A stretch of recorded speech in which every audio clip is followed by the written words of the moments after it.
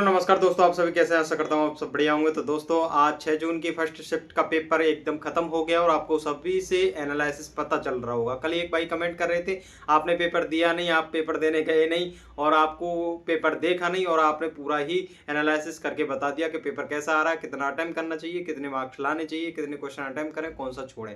ये सारी कमेंट कर रहे थे एक स्टूडेंट। तो मैं उनको बता दूं, देखो, मुझे सेंटर पे जाने की जरूरत भी नहीं है। मेरे साथ वाले भी स्टूडेंट काफ़ी पेपर दे रहे हैं, जिनसे जहाँ मैं सेंटर पे जाके सभी से पूछूंगा, उससे बेटर मुझे एक मेरा रूममेट और मेरे जो दोस्त हैं वो बता सकते हैं मुझसे, और एकदम डिटेल में बता सकते हैं। तो वही सारी बातें मैं आपसे शेयर कर रहा हूँ कि कैसा पेपर आया, कैसा नहीं आया। सारी बातें मुझे यहीं पता चलती रहती हैं, क्योंकि मैं किसी ना किसी से पूछ लेता हूँ। ऐसा नहीं आकर भी कोई भी मैं कुछ भी बक के चला जाऊँ, तो ऐसा कुछ नहीं होता। और मैंने इससे पहले काफ़ी स्टूडेंट को बता दिया था कि भाई अर्थमेटिक पे सबसे ज़्यादा फोकस करें, क्योंकि कैलकुलेटिव मैथ आएगा। क्योंकि आज से पहले जितने भी पेपर हुए रेलवे के, उसमें सीआई के काफ़ी कैलकुलेटिव क्वेश्चन बनाए जा रहे हैं, प्रॉफिट एंड लॉस के काफ़ी कैलकुलेटिव क्वेश्चन बनाए जा रहे हैं। काफ़ी समय से मैं कहता आ रहा था इन पे फोकस जब से ज़्यादा करें, क्योंकि यही है। एडवांस के लिए बहुत ज़्यादा परेशान हो रहे थे कि एडवांस करें, एडवांस करें। भाई समझ में आना चाहिए, जो बताया जा रहा है पैटर्न फॉलो हो रहा है शुरू से आ रहा है एग्जाम में, वही तो पैटर्न फॉलो होगा। कोई चेंज थोड़ी हो जाएगा कि अभी नए पेपर, अभी भाई कल परसों ही पेपर बना के तैयार किए हैं एग्जाम डेट से पहले। ऐसा पेपर नहीं होते भाई, उससे पहले ही पेपर रेडी कर दिए जाते हैं। उसमें एक ही पैटर्न को फॉलो टीसीएस करती आती है। इसका पहले का इतिहास भी पता है सभी को और सब भी जानते हैं, एसएससी वाले भी सभी जानते हैं। इसलिए पीवाईक्यू पे सबसे ज्यादा फोकस किया जाता है। जो स्टूडेंट ये कह रहे हैं कि जीके का पता नहीं कहाँ से पीवाईक्यू आ रहे हैं, कहाँ से नहीं आ रहे, उन्होंने अभी अच्छे से, जो कह रहे हैं ना कि पता ही नहीं चल रहा कहाँ से जीके आ रही है, उन्होंने सही से जीके को पढ़ा ही नहीं है, ना सही से पीवाईक्यू पे एनालिसिस किया। क्लास लेने से पीवाईक्यू की वहां से सारे पीवाईक्यू खत्म नहीं हो जाते। एक एक सब्जेक्ट में अगर पीवाईक्यू देखोगे तो एक एक हजार क्वेश्चन, 700 क्वेश्चन है, जो कि आपने अगर डिटेल में पढ़ा हो, डिटेल में जो सॉल्यूशन दे रखा हो, तो आपको पता चल जाएगा कि वहां से बाहर पेपर नहीं है। लेकिन आप अगर एनालिसिस जो सेंटर पे चलता है उसकी बातों में आकर के अपने दिमाग को खराब कर लेते हैं। और सभी स्टूडेंट से मैं जो कहूंगा, इस टाइम जिसका पेपर है और जो लगातार मैराथन ले रहे हैं और जितने भी सैंपल पेपर चल रहे हैं, उन टीचरों को ये भी नहीं पता है कि पेपर आ कैसा रहा है। क्वेश्चन बता रहे हैं, क्वेश्चन का एनालिसिस हो रहा है, सब कुछ हो रहा है, वो बस उनको पता है। देखो, एसएससी के टीचर हैं, इतने दीवाने हो गए रेलवे के, एनटीपीसी के, पता ही नहीं चल रहा उनको। कुछ पता हो या ना पता हो, पता है खाली टाइम बैठे, एसएससी का पेपर नहीं है, बच्चे इतना इंटरेस्ट नहीं ले रहे यूट्यूब पे, तो धुआंधार वो सैंपल पेपर दे रहे हैं, जैसे कि इनका ही पेपर पूरा डायरेक्ट फंस के आएगा वहां पर। इनको पता होना चाहिए भाई हम कितना स्टूडेंट का टाइम खराब कर रहे हैं।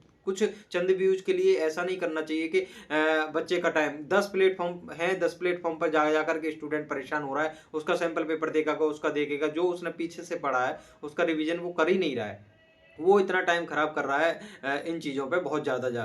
तो आपको ऐसा नहीं करना है, मैं सभी को बताऊं। देखो, अर्थमेटिक पे सबसे ज़्यादा फोकस करना है। मैं पहले से चिल्लाता आया था, जब मैंने एनटीपीसी के लिए वीडियो बनाई थी उसमें भी बोला था कि आपको भाई इस टाइम सबसे ज़्यादा फोकस करना है करंट अफेयर पर, क्योंकि करंट अफेयर आरपीएफ, ऐसा ही आरपीएफ कॉन्स्टेबल से पता चल गया था कि करंट अफेयर रेलवे पूछ कितना रहा है, क्योंकि जीके का इतना सबसे ज़्यादा रोल है तो उसमें करंट अफेयर का है, क्योंकि हिस्ट्री, पॉलिटी, जियोग्राफी उनको पता है कि ये सब पहले से बहुत स्टूडेंट तैयारी कर रहे होंगे, तो रटे हुए पड़े होंगे, सारे क्वेश्चन कर भी लेंगे तो कट ऑफ बहुत ज्यादा हाई जा सकती है। इसलिए करंट अफेयर का सबसे ज्यादा वेटेज रहता है। स्टैटिक के लिए इतने दीवाने हो रहे थे सभी, स्टैटिक नहीं बताइए आपने स्टैटिक पढ़ना चाहिए या नहीं पढ़ना चाहिए। एक दो क्वेश्चन आ रहे हैं, पूरा स्टैटिक आपको कितनी डीपली पढ़ना होता तब जाके आप क्वेश्चन कर पाते।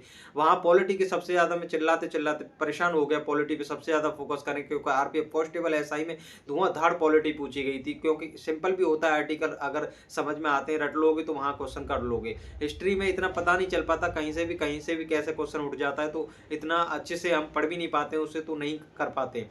जियोग्राफी से बहुत कम क्वेश्चन देखने को मिल रहे हैं, आज भी ऐसा ही रहा है। सबसे ज्यादा सिंपल रीजनिंग आ रही है, सबसे ज्यादा सिंपल, जो कि 30 में से बहुत बहुत स्टूडेंट ऐसे हैं जो कि 30 में 30 ही क्वेश्चन करेंगे। ज्यादातर स्टूडेंट वहां पर 25 प्लस तो हर कोई कर रहा होगा, क्योंकि रीजनिंग पैटर्न फॉलो हो रहा है। मैं लगातार कह रहा था आरआरबी के जितने भी पेपर हुए हैं उन सभी के 2024 के सभी रीजनिंग को लगाते हुए जाएं, सेम पैटर्न ही फॉलो होगा। लेकिन आपको समझ में ये सब नहीं आती है, फालतू की वीडियो देखनी होती है आपको, फालतू का सैंपल पेपर है, फालतू की मैराथन देखनी होती है, जबकि उनसे कुछ भी नहीं आ रहा होता है, क्योंकि वो सब पीवाईक्यू होते हैं। आपने कुछ ही चंद 300-400 पीवाईक्यू हर सब्जेक्ट के चले करके चले जाते हैं मैराथन में, और फिर आप पेपर कहते हैं कि कठिन आ रहा है, तो ऐसा नहीं है। और मैं वहां सेंटर पे जाकर के इसलिए वीडियो बना करके नहीं दे रहा, क्योंकि आपका माइंड खराब हो जाएगा कि वहां पर जब बोलेगा ना स्टूडेंट पेपर बहुत सिंपल आ रहा है, 95 करके आया हूँ, 90 करके आया हूँ, 80 करके आया हूँ, इतने अटेम्प्ट सुन करके आपके देवाले आउट हो जाएंगे। मतलब पढ़ाई जो कर रहे हैं अच्छे से वो भी नहीं कर पाएंगे कि मेरा तो इतना नंबर में नहीं आया था, मैं वहाँ जा कर के इतना कैसे कर पाऊँगा? तो आप भी कोशिश करोगे वहाँ जा कर के कि मैं भी 85 करूँ, मैं भी 95 करूँ। वो 95 करने का कोई फ़ायदा नहीं है। ये जीके है, ये करंट अफ़ेयर आ रही है, 10 से 12 क्वेश्चन आ रहे हैं। इसमें हवा भी नहीं लग रही होगी, ना ही इतनी किसी ने डीप करंट पढ़ी होगी। मुझे सबका पता है एनटीपीसी जितने भी एसएससी और वनडे एग्ज़ाम के स्टूडेंट होते हैं, वो कभी करंट अफ़ेयर पे पहले से काम नहीं करते हैं। वो 1 महीने पहले ही करंट अफ़ेयर की बुक ले आएँगे, उसको भी बड़ी मुश्किल से पढ़ पाते हैं। पढ़ ही नहीं पाते हैं, 1-2 पेज पढ़ लिए ठीक है, नहीं तो वो और मैथ और रीज़निंग के बल पे ही पेपर दे आते हैं। ऐसा ही होना है। अगर क्वेश्चन कर भी के भी आ रहा है कोई 40 में से 30-35 करके आ रहा है, उसका ये ना सोचें कि सभी क्वेश्चन सही होंगे। वो आंसर की के बाद आपको औकात पता चल जाएगी सबकी कि कौन कितना पेपर करके आया है। तो आपको घबराने की ज़रूरत नहीं है। मैंने कट ऑफ के बारे में कल बताया था कि आपको ज़्यादा अटेम्प्ट नहीं करने। मैं कह रहा हूँ 80 आते हैं, 95 आते हैं, आप 95 अटेम्प्ट करिए, लेकिन गलत मत करिए। अगर आपको 65 आते हैं तो 65 सही से सही क्वेश्चन करिए। मैं ये नहीं कह रहा कि आपको ज़्यादा आ रहे हैं तो आप 65 ही क्वेश्चन करें, 70 ही प्लस करें, ऐसा नहीं है। मैंने ये बोला था मैंने कि जितने आपको आ रहे हैं, उतने ही क्वेश्चन करें। फालतू गलत करने से क्वेश्चन ये है कि जो आपने सही किए हैं वो भी गलत माइनस में होकर के आपके मार्क्स कम हो जाते हैं, फिर उसमें दिक्कत हो जाती है। नॉर्मलाइजेशन मिल रहा होता है वो भी नहीं मिल पाता है। सभी स्टूडेंट कह रहे थे कि करंट अफेयर के लिए पीडीएफ दे दो, ये दे दो। मैं बताऊँ आप एक 90 रुपए की स्पीडी की बुक नहीं खरीद सकते करंट करंट अफेयर की, तो आप सोचिए क्या तैयारी कर रहे हैं। आपको पीडीएफ से क्या पढ़ाई हो जाएगी मोबाइल में पीडीएफ देख के? कभी नहीं हो सकती भाई। इतनी करंट अफेयर है, 1 साल की करंट अफेयर आपको पढ़नी होगी 2024 से 2025 की। आज तो ऐसा पैटर्न फॉलो हुआ है 2025 की करंट की मतलब क्वेश्चन दे दिए गए जनवरी, फरवरी, मार्च तक के भी क्वेश्चन दे दिए गए जो कि 2024 के पढ़ के जाएँगे। मैंने कहा है 2024 के मतलब आप लगा सकते हैं मार्च महीने से या जहाँ से भी 1 जून से दे रखी हो, 1 जून 2024 से दे रखी हो और अब तक पेपर दे रखे हो मार्च 2025 तक, आप वहाँ की करंट अफेयर एकदम गो थ्रू हो जाएँ बुक से। आप एक बार नज़र डाल लें उस पे, दो अभी आपका जिसका पेपर आगे है और आगे होने वाला है, आपके पास बुक नहीं है तो आप वीडियो देख लें करंट अफेयर की मंथली जो 1-1 घंटे की वीडियो पड़ी रहती है, उनसे थोड़ा बहुत तो क्वेश्चन करके आओगे ना। 12 क्वेश्चन में से आप एक भी क्वेश्चन नहीं करोगे और उसमें भी कोशिश करोगे करने की, गलत हो जाएगा तो आप सोचिए जीएस में तो पूरा देवाला आउट हो जाएगा। 40 में से 5-6 नंबर आएँगे तो कैसे सिलेक्शन हो पाएगा?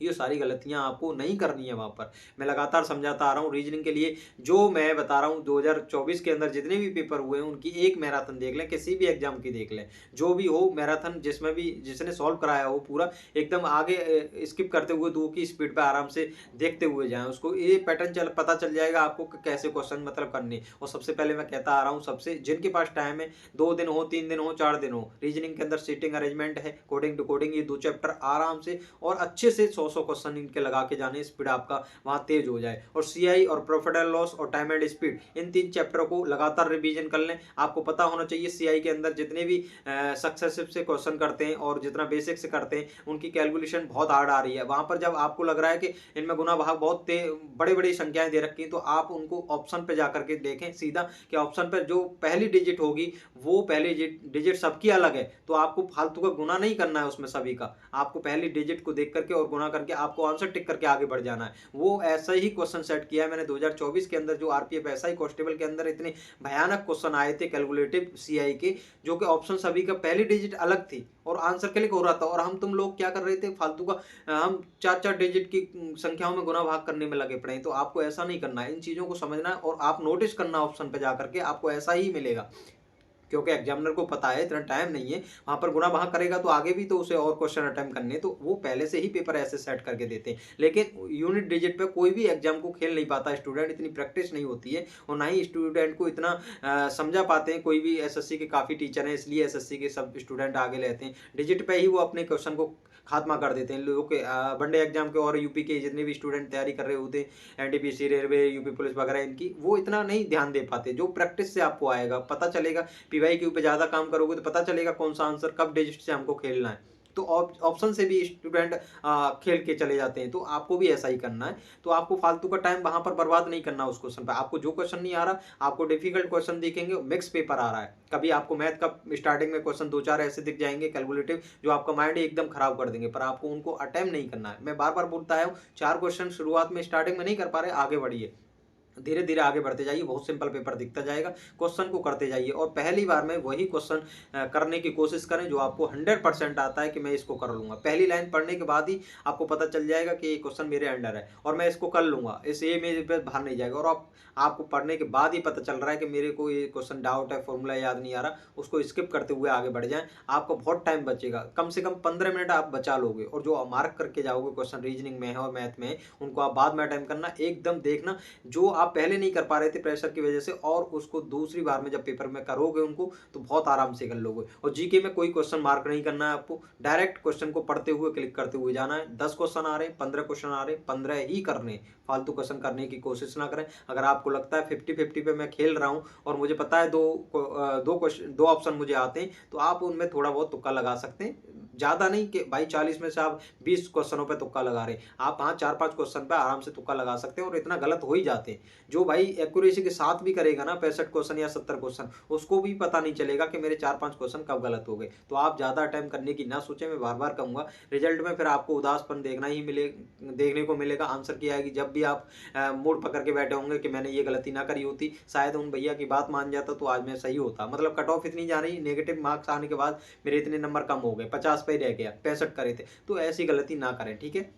तो वही क्वेश्चन आपको करने में बार बार कहूँगा कि क्वेश्चन जो आ रहा है उसी को 100% क्लिक करके हुए चले। और माउस की जो दिक्कत होती है एग्जाम के अंदर, आपको जब माउस से क्लिक कर रहे होते, सेव एंड नेक्स्ट कर रहे होते, तो वहाँ देख लें ऑप्शन को कि वो क्लिक हुआ है या नहीं हुआ है। आप डायरेक्ट सेव एंड नेक्स्ट करके आगे बढ़ गए, क्योंकि वहाँ पर छोटी सी बिंदी आती है, वो बहुत डार्क कलर नहीं है उसका, बहुत ऐसा कलर है कि जो आपको दिखेगा ही नहीं ऑप्शन क्लिक हुआ है या नहीं हुआ है। तो आप देखें, क्योंकि मैंने आर वो ALP CBT 2 का पेपर दिया था, तो ऐसे मेरे साथ हुआ था। मैंने दोबारा क्लिक करे थे, क्वेश्चन काफ़ी क्लिक भी नहीं हो पाए थे। तो आपको पहले देख लेना है ऑप्शन को और सभी को सेव एंड नेक्स्ट करके आगे बढ़ना है। ऐसा नहीं क्वेश्चन को क्लिक करते हुए आगे बढ़ के डायरेक्ट क्वेश्चन पे जा रहे हैं, तो सेव भी करना होता है उसे। अगर सेव नहीं किया तो वो क्वेश्चन आपका सेव नहीं होगा और ना ही आंसर माना जाएगा, ना ही वहाँ पर क्लिक होता है आंसर।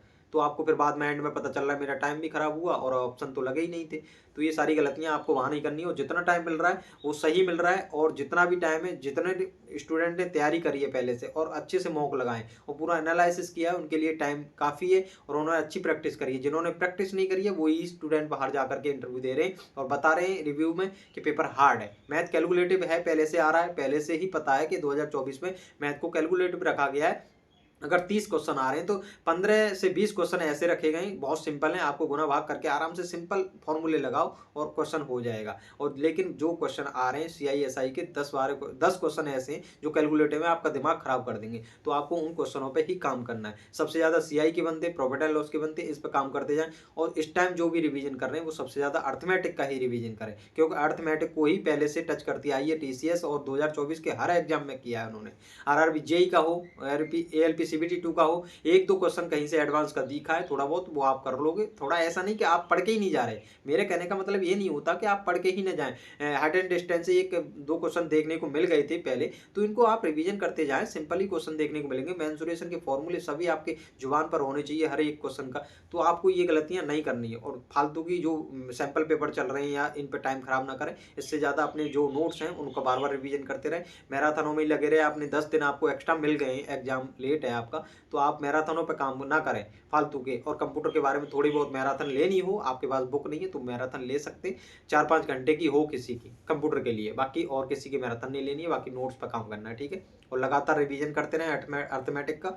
और सिंप्लीफिकेशन के क्वेश्चन 2 से 4 क्वेश्चन देखने को मिल रहे हैं, उन पे आप मतलब गुना भाग ये भाई बोर्ड मार्क्स आता है, बोर्ड मार्क्स से क्वेश्चन करोगे तो आपका हो जाएगा। नहीं आता बोर्ड मार्क्स का मतलब समझ में नहीं आता तो बोर्ड मार्क्स के थ्रू ही वो क्वेश्चन होते हैं सिंप्लीफिकेशन के, आप डायरेक्ट गुणा भाग करते चले जाते हैं, वो गलत हो जाते हैं, आंसर आता भी नहीं है, बड़े क्वेश्चन होते हैं। तो ये सारी गलतियां आपको नहीं करनी है। पेपर बहुत सिंपल आ रहे हैं, जीके को ज़्यादा अटेम्प्ट ना करें, उतने ही करें जितने आते हैं। तो नमस्कार, मिलते हैं अगली वीडियो में, धन्यवाद।